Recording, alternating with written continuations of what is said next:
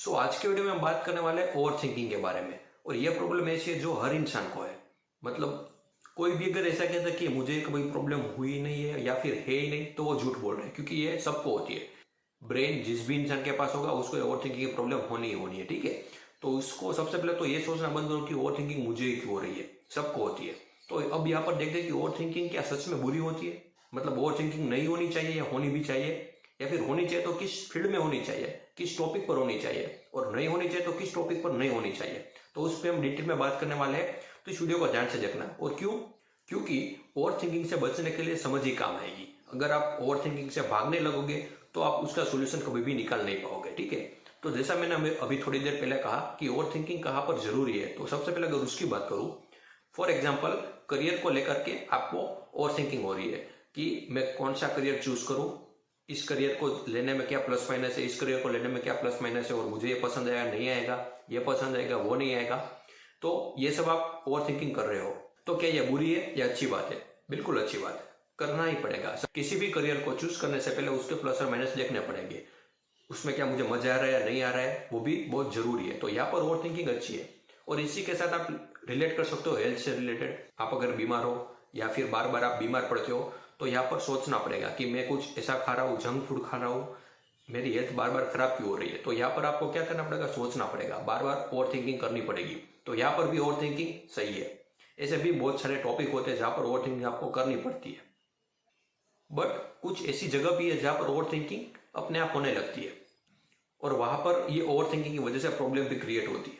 For example, आप कहीं पर गए और किसी ने आपको कुछ कहा, उसने कहा सिर्फ एक ही बार है और फिर वो निकल गया, और आप वहां से घर आए और रात तक आप पूरा दिन अपने ब्रेन में ये सोचते रहे कि उसने मुझे ऐसा क्यों कहा। और उसने आपको जो भी कहा वो आपने घर आने के बाद रात तक कई बार अपने ब्रेन में खुद को कहा।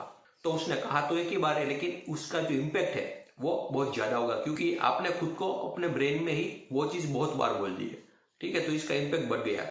तो यहाँ पर आप कह सकते हो कि एक ही तरीके से सोचने की आपको आदत पड़ गई है, या फिर पैटर्न बनती जा रही है, धीरे धीरे वो पैटर्न बन रही है। तो जब भी पैटर्न बन रही है तो वो डेंजरस होती है।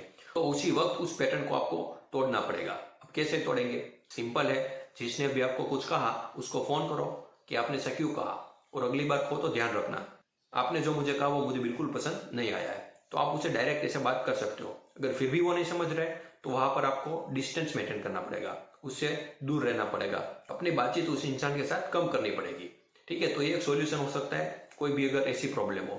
लेकिन ये प्रॉब्लम भी नहीं है, आप बैठे हो और कुछ ना कुछ दिमाग में चल ही रहा है, ठीक है, कुछ ना कुछ रिपीट मोड पे, या जैसा मैंने कहा ना कि एक तरीके से सोचने की पैटर्न बन गई है, वो चलती ही जा रही है।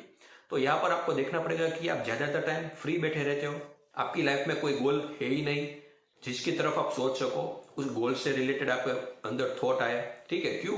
और गोल होना जरूरी क्यों है?